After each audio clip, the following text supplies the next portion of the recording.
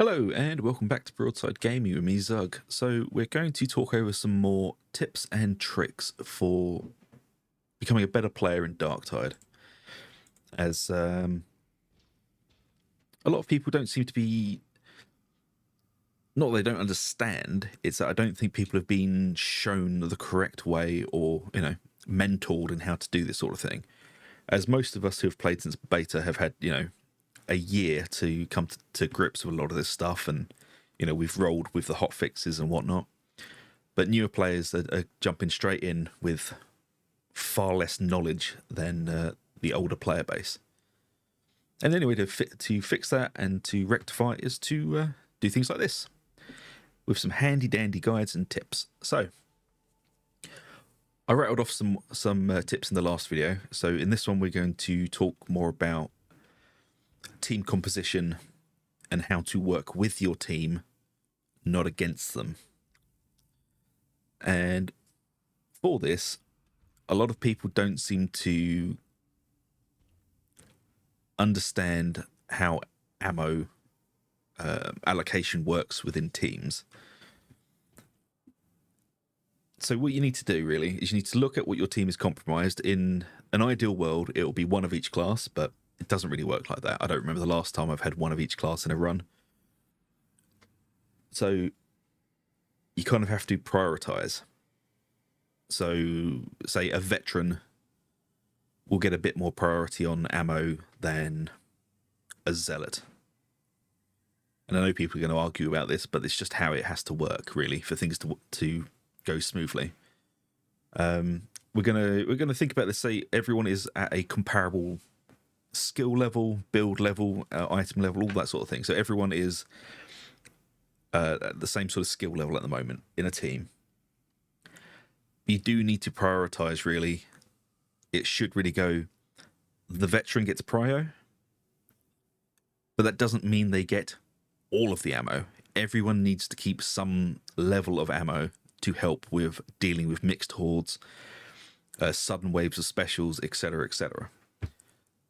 And with this, you'll notice, you can't see it on here, but there is an ammo counter with your team. If you, it should be on the left on their portraits. You'll see they have color-coded grenades and ammo. Obviously, white is they have 75% and above. Yellow, then red, obviously is out. You want to make sure everyone's sort of floating between white and yellow with the ammo counters.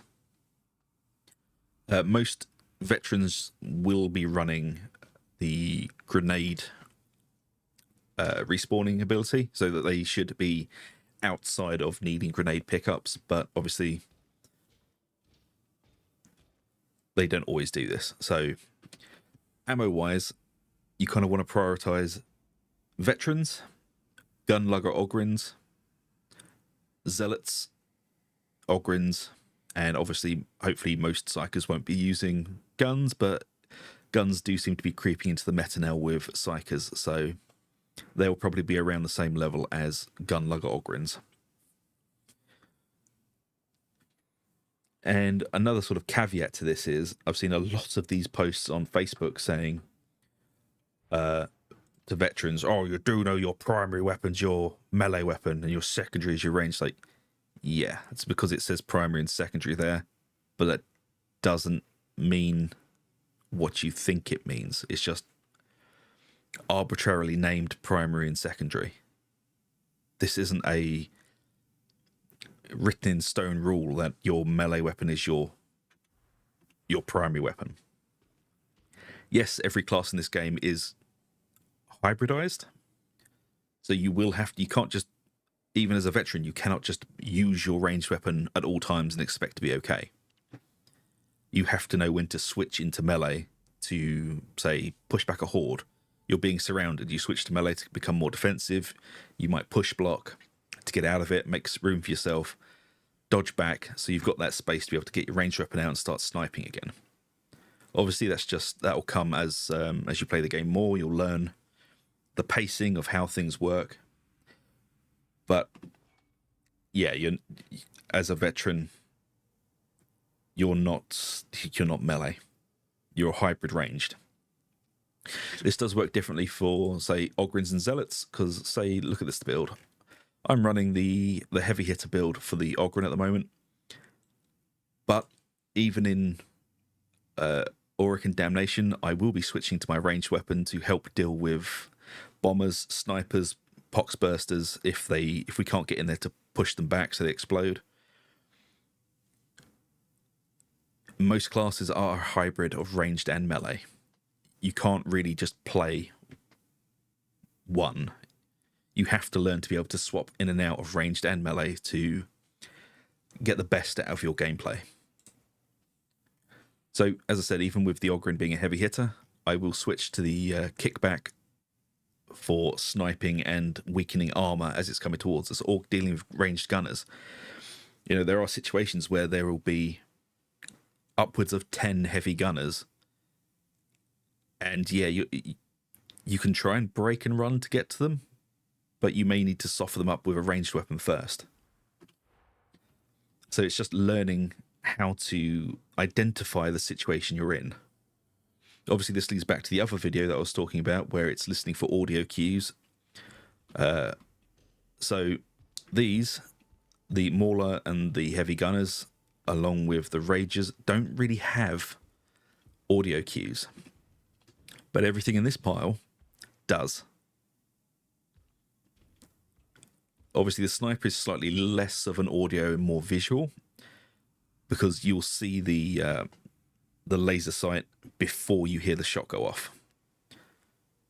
And with all of these, the best thing to do is always to dodge. They can't hit you if you're dodging. Especially for Netters and Hounds, you can dodge out of the way of them. Mutants are a lot easier to dodge nowadays than they were, but they are slightly bugged at the moment. I don't know if anyone has seen this, but their actual grab radius is a lot bigger than you think it is, and they always tend to grab from the right. So if one's coming towards you, always try and dodge away from their right side, as they're just irritating. But these won't lock you down as hard as, say, the others. But you can have the unfortunate situation, though, where a mutant grabs you and charges you straight into a grenade. And you'll be hammered while the floor is burning. And that will wreck you. And also, I've seen people not quite understanding, the difference between the Zealot grenade and the Grenadier, the bomber. So the Zealot grenade will burn yellow. The bomber's grenade burns more of a reddy orange, as well as barrels and whatnot. So the Zealot grenade, the fire effect on the floor is almost a golden yellow. Everything else is a reddy orange. So just try and learn the difference, because I've seen a lot of people get stuck, well, thinking that they're stuck because of fire on the floor when it was just a Zealot's immolation grenade. So just things you need to try and be aware of, really. And I covered the listening for the whoosh sound and whatnot in the other video. But again, to reiterate, all of these do have audio cues. And if you're being hit from the behind, you will hear a whooshing or sucking of air coming towards you, which usually means just dodge out of the way. But that's beside the point. That is more, I will link the first video in the description, so if you guys want to go back and have a look at that. That is more about situational awareness. This is more about team awareness. So, what else do we need to talk about team awareness? Well, two other things, really. Medipacks and ammo crates. With Medipacks, you really do need to start learning where the med points are in each mission, because these do not change. The number of uses in the med points do sometimes change, but it's still learning where they are. And there are lots and lots of people who haven't realised this yet, and they chuck med packs down literally the room before there is a med point. So if you can, hold off using the med pack until either the end scenario or an intense fight. You know, and by that I mean reactionally using them. So if everyone in the team is getting absolutely hammered, try to pull together, turtle up, drop a med pack, and push out from the center of the med pack and try and control the horde. But try not to use them willy-nilly and just dropping them when you think, oh, this person needs a bit of healing. It's quite a waste of a med pack, and your team won't thank you for it. But ammo crates, general rule of thumb with these is, if everyone is in orange in their ammo, drop one. But make sure that when you've dropped one, you tag it. Mine's bound to C. You tag it with C and drop a little marker, which is middle mouse button. Because if you're not on comms with people, they won't know. And if they're not listening, obviously you can say ammo. I can't type it because I'm in the Psychonerum. And one more thing, for tips and tricks really, is you will see these yellow boxes all around the map. Open every single one of them. Just all of them. Obviously, don't run off on your own and get yourself killed trying to open boxes, but as you're passing, open them. There is a good chance there's going to be crafting materials in there, ammo, grenades, med kits, or ammo crates. And when Traitor's Curse Part 2 comes out, there will be stims in there as well. It is not guaranteed that every box will contain these, but you do not want to be ignoring them because you're just handicapping yourself by not doing this, because you will get less crafting materials, you'll get less ammo, everything. So yellow boxes, very, very important to snaffle through. But yeah, this is just some overall tips and tricks for playing Darktide, folks. It's just a lot of people seem to be struggling a bit. I've been reading through the forums. People are asking sort of how and when. I'm trying to get a nice sort of brief overview for people, as I know a lot of people who've been playing from the start, this is nonsense to them. We know this. But we do have a large community of people that have just joined us, which is absolutely amazing.